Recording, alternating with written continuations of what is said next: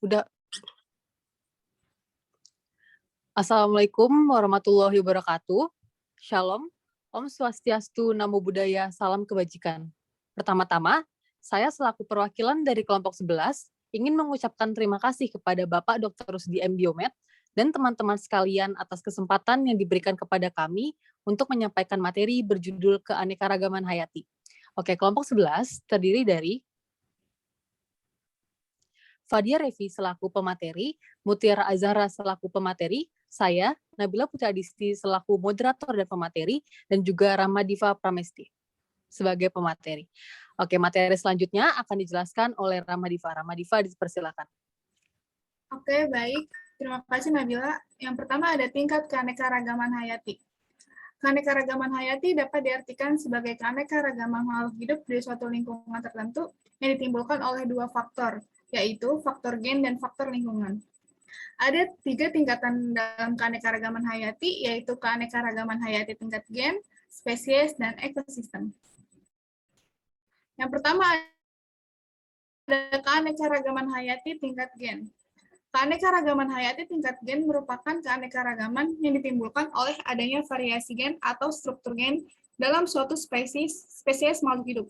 Seperti yang kita ketahui, gen merupakan faktor pembawa sifat keturunan yang terdapat di dalam kromosom. Setiap susunan gen akan memberikan penampakan atau fenotip, baik anatomi maupun fisiologi pada setiap organisme. Perbedaan susunan gen akan menyebabkan perbedaan penampakan, baik pada suatu sifat ataupun secara keseluruhannya. Keanekaragaman hayati tingkat gen dapat ditunjukkan dengan adanya variasi dalam satu jenis atau spesies. Keanekaragaman ini disebut varietas yang umumnya digunakan untuk tumbuhan atau ras yang umumnya digunakan untuk hewan dan tumbuhan. Ciri-ciri dari keanekaragaman hayati tingkat gen yaitu memiliki nama ilmiah yang sama, memiliki perbedaan morfologi yang tidak terlalu mencolok, dan memiliki variasi. Lalu di sini ada contoh-contoh keanekaragaman hayati tingkat gen pada tumbuhan. Yang pertama ada padi Oryza sativa, contohnya adalah padi rojo lele, ciherang, ciliwung, dan cibubu. Lalu pada mangga, Mangifera indica, ada mangga mana lagi, mangga golek, gedong, cengkir, dan arum manis. Yang terakhir pada pisang, Musa paradisiaca, contohnya pisang raja, kepok, dan ambon. Lalu ada keanekaragaman hayati tingkat gen pada hewan. Yang pertama ada kucing Felistratus, contohnya adalah kucing Anggora, kucing Persia, kucing Sphinx, dan Madura. Lalu ada kambing, contohnya adalah kambing Alpen, kambing Etawa, Boer, dan Sanen. Lalu yang terakhir ada anjing, contohnya adalah anjing bulldog, anjing herder, dan anjing poodle. Peningkatan keanekaragaman hayati tingkat gen dapat terjadi melalui persilangan atau hibridasi antar organisme satu spesies yang berbeda sifat.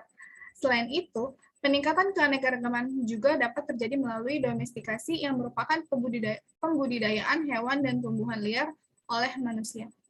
Selanjutnya, materi akan dibacakan oleh rekan saya. Baik. Oke. Selanjutnya ada keanekaragaman hayati tingkat spesies atau jenis. Keanekaragaman hayati tingkat spesies adalah perbedaan yang dapat ditemukan pada komunitas atau kelompok berbagai spesies yang hidup di suatu tempat. Spesies atau jenis adalah individu yang memiliki persamaan secara morfologis, anatomis, dan fisiologis. Individu dalam satu spesies dapat saling kawin dengan sesamanya atau interhibridisasi sehingga menghasilkan keturunan yang fertil atau subur untuk melanjutkan generasinya. Keanekaragaman tingkat spesies yang tinggi umumnya ditemukan di tempat yang jauh dari kehidupan manusia, misalnya di hutan. Keanekaragaman hayati tingkat spesies menunjukkan keanekaragaman yang terdapat pada berbagai spesies makhluk hidup dalam genus yang sama atau famili yang sama. Pada berbagai jenis atau spesies tersebut, terdapat perbedaan-perbedaan sifat yang mencolok. Berikut ini adalah contoh keanekaragaman hayati tingkat spesies. Next. Keanekaragaman hayati tingkat spesies pada tumbuhan. Yang pertama ada tingkat genus. Keanekaragaman ini menggambarkan keanekaragaman hayati tingkat spesies, tetapi dalam genus yang sama. Pada tingkat ini, organisme memiliki nama genus yang sama, tetapi nama spesiesnya berbeda. Yang pertama ada genus Ipomoea. Contohnya ketela rambat Ipomoea batatas dan kakung Ipomoea crassicaulis. Selanjutnya ada genus Ficus, contohnya beringin Ficus benjamina dan karet kebo Ficus elastica. Selanjutnya ada genus Capsicum, contohnya cabai rawit Capsicum frustensis dan cabai besar Capsicum maxima. Selanjutnya ada genus Solanum, contohnya kentang Solanum tuberosum dan terong Solanum melongena. Selanjutnya ada genus Averrhoa, contohnya belimbing manis Averrhoa carambola dan belimbing mulu Averrhoa bilimbi. Selanjutnya ada genus Citrus, contohnya jeruk bali, Citrus maxima, dan jeruk manis Citrus nobilis. Dan yang terakhir ada genus Musa, contohnya pisang buah, Musa paradisiaca, dan pisang serat, Musa textilis. Selanjutnya ada tingkat famili, yang pertama Araceae, contohnya kelapa, Cocos nucifera, aren, Arenia pinnata, pinang, Aracea taceu, dan kelapa sawit Elastis geonesis. Selanjutnya ada famili Solanceae, contohnya tembakau, Nicotina tambaku, kecubung Datura mental, cabai rawit, Capsicum frustensis, dan kentang Solanum tuberosum. Selanjutnya ada famili Papillonaceae, contohnya kacang tanah Arachis hypogae, kacang panjang Phaseolus vulgaris, dan kacang hijau Vigna sinensis. Selanjutnya.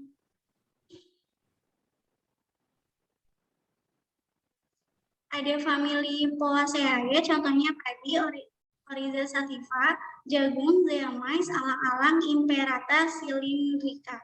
Famili Zingiberaceae, contohnya kunyit, Curcuma domestica, dan jahe Zygeber officinalis. Selanjutnya.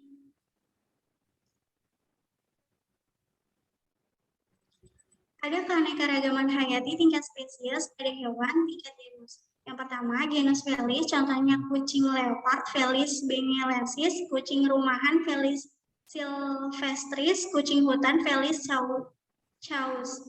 Selanjutnya ada genus Panthera, harimau, Panthera tigris, singa, Panthera leo, cheetah atau jaguar, Panthera onca, dan macan tutul, Panthera pardus. Next.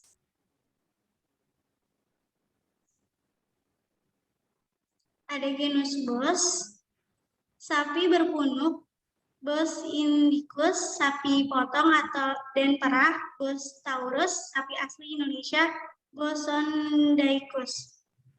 Selanjutnya ada genus Canis, Coyote Canis latras, serigala abu-abu Canis lupus, 3 serigala merah Canis purus.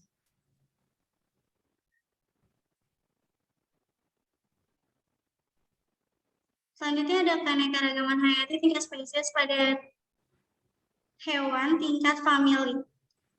Yang pertama ada famili Bovidae, contohnya sapi, bos, kerbau, Bubalus. Famili Canidae, serigala canis, rubah, Lisacopek. Yang ketiga ada famili Felidae, kucing, Felis, harimau, Panthera.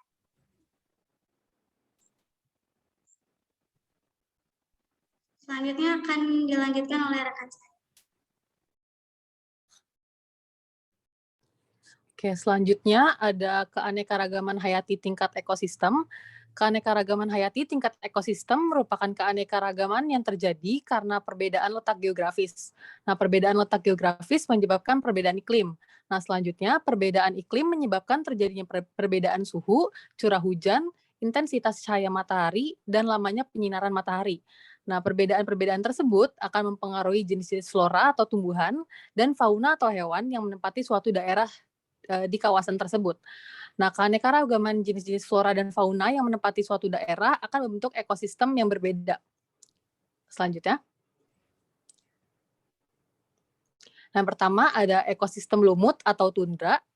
Tundra adalah suatu ekosistem di mana pertumbuhan pohon mengalami keterlambatan yang disebabkan oleh rendahnya suhu lingkungan di sekitar. Tundra juga disebut sebagai daerah tanpa pohon, didominasi oleh tumbuhan lumut, terdapat di wilayah sekitar puncak gunung atau di daerah dingin sekitar kutub.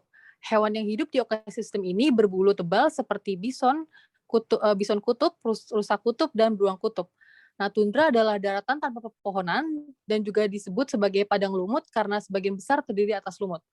Yang kedua ada ekosistem hutan konifer, didominasi oleh tumbuhan yang berdaun seperti jarum, misalnya pinus atau cemara.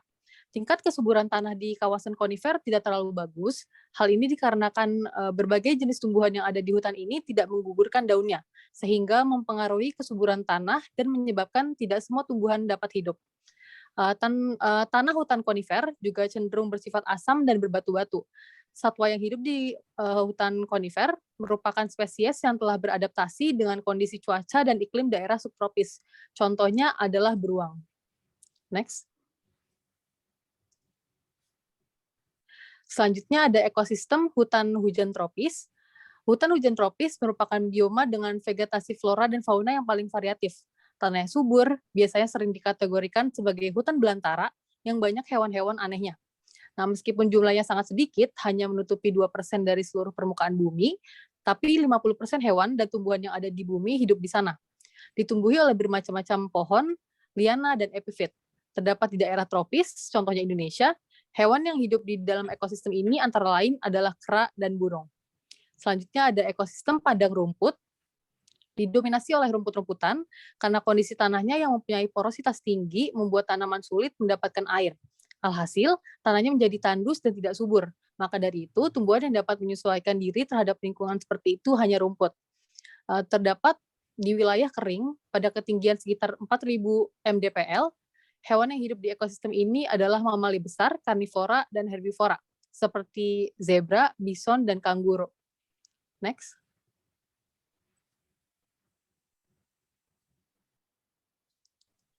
Selanjutnya ada gurun. Perbedaan suhu antara siang dan malam yang tinggi, angin yang kencang, beriklim panas, serta jarang hujan. Gurun cenderung punya cuaca yang ekstrim, yakni sangat panas di siang hari, tetapi sangat dingin di malam hari. Kelembapan di daerah gurun juga sangat rendah, dan tanahnya sangat tandus karena tidak bisa menyimpan air. Tumbuhan dan hewan yang tumbuh di gurun sangat sedikit karena tidak banyak jenis tumbuhan dan hewan yang bisa bertahan hidup. Didominasi oleh kelompok xerofit seperti kaktus, hewan yang ada di ekosistem ini adalah reptil, mamalia kecil, dan burung. Dan yang terakhir ada ekosistem pantai. Ekosistem pantai merupakan salah satu jenis dari ekosistem daratan. Meskipun bersebelahan dengan ekosistem laut, namun ekosistem pantai adalah termasuk ekosistem daratan. Ekosistem pantai diartikan sebagai sebuah kesatuan komponen, baik biotik maupun abiotik yang berada di sekitar pantai dan saling berinteraksi antara satu dengan yang lainnya, serta saling mempengaruhi dan terbentuknya sebuah aliran energi. Ciri dari ekosistem pantai yang pertama terdapat di daerah pantai, yang kedua didominasi oleh formasi perkaprae dan Barringtonia yang berbentuk perdu atau pohon, yang terakhir hewan yang hidup di ekosistem ini adalah serangga, burung pantai, dan kepiting. Selanjutnya akan dibacakan oleh Mutiara Azhara. Terima kasih Nabila atas kesempatannya. Yang selanjutnya yaitu manfaat keanekaragaman hayati. Pada sumber pangan, manfaat yang pertama adalah sebagai makanan pokok, sayuran, buah-buahan, umbi-umbian, rempah-rempahan, dan daging dan ikan. Yang kedua ada bahan obat, yaitu buah merah, mengkudu, kina, madu, dan ular. Yang selanjutnya ada bahan kosmetik. Yang pertama ada bahan wewangian, bahan penghitam rambut, dan bahan penghalus kulit. Yang selanjutnya ada sumber sandang. Yang pertama ada bahan pakaian sehari-hari, bahan pakaian adat, bahan pakaian dari hewan. Dan yang selanjutnya ada sumber papan, yaitu bahan pembuat rumah dan bahan pembuat rumah adat. Next.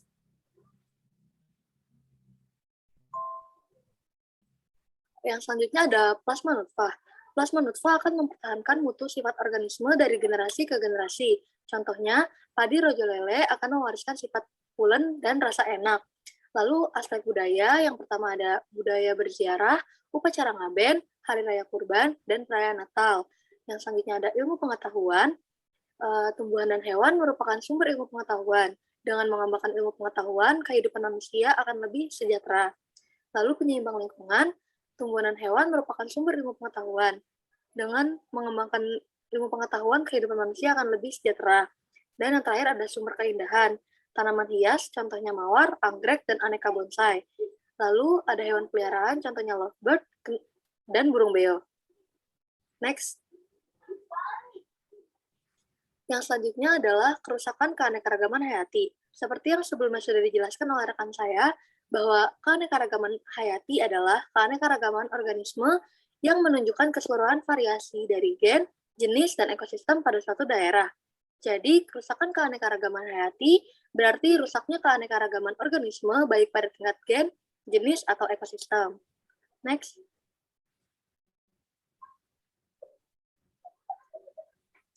Selanjutnya yaitu faktor-faktor yang menyebabkan kerusakan keanekaragaman hayati. Yang pertama ada kebakaran hutan, perburuan liar, penebangan hutan. Next.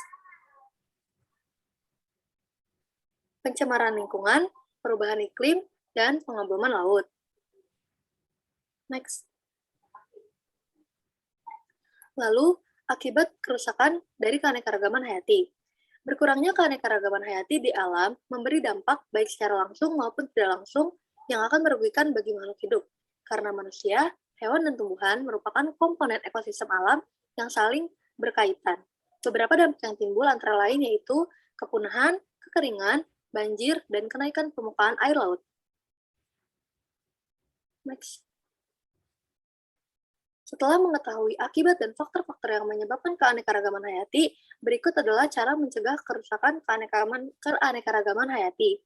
Yang pertama, menghentikan kegiatan perburuan satwa. Yang kedua, melindungi flora dan fauna yang langka. Yang ketiga, mengelola sampah sesuai jenisnya dan mengurangi membakar sampah, serta membuang sampah pada tempatnya. Dan yang terakhir, menghentikan kegiatan penebangan pohon secara liar dan tidak bertanggung jawab. Next. Lalu, usaha yang dapat dilakukan untuk melestarikan keanekaragaman hayati adalah dengan membuat cagar alam, suaka marga satwa, dan taman nasional. Cagar alam adalah wilayah yang di dalamnya ada tumbuhan, hewan, atau ekosistem yang khas. Contoh cagar alam yang ada di Indonesia yaitu cagar alam Rafflesia yang berada di Aceh. Suaka marga satwa adalah wilayah yang digunakan untuk melindungi satwa-satwa yang sudah terancam punah, misalnya komodo. Contoh suaka marga satwa yang berada di Indonesia yaitu suaka marga satwa Pulau Komodo yang berada di Nusa Tenggara Timur. Dan yang terakhir Taman Nasional. Taman Nasional mirip dengan cagar alam. Bedanya Taman Nasional masih boleh dikunjungi untuk tujuan penelitian, pendidikan, rekreasi, dan pariwisata. Contoh Taman Nasional yang berada di Indonesia adalah Taman Nasional Teluk Cintawasi yang berada di Papua Barat. Sekian, saya kembalikan lagi ke moderator.